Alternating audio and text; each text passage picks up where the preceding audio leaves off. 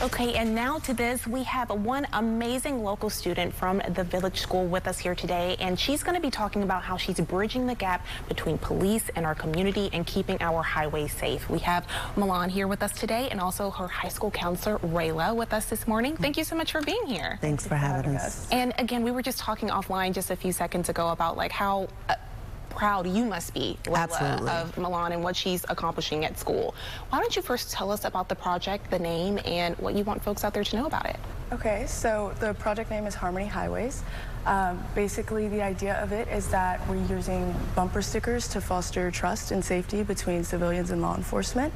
We're hoping that the bumpers kind of symbolize like mutual cooperation and a way of informing the police officer that you know exactly what you can and can't do during a traffic stop.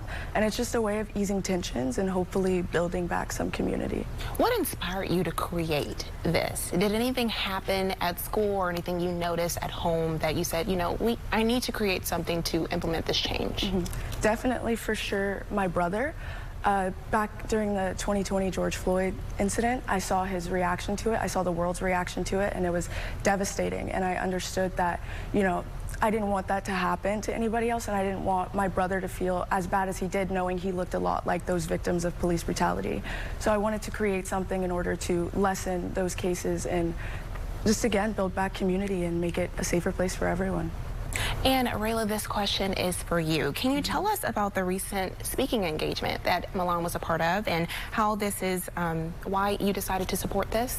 Absolutely. So outside of being a counselor at the Village School, I'm also a member of Restorative Houston, and we work to foster community through social justice, through community circles and community events.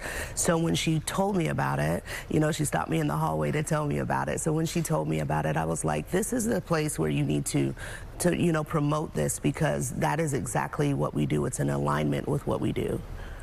And also, Milan, I'm going to send it back to you. What is the overall goal? What do you want the community to know? Is this something that we can all get involved with in our own communities? Absolutely. I think people getting involved is exactly what we need. And the more people that are involved, the more it'll push it and actually make a change.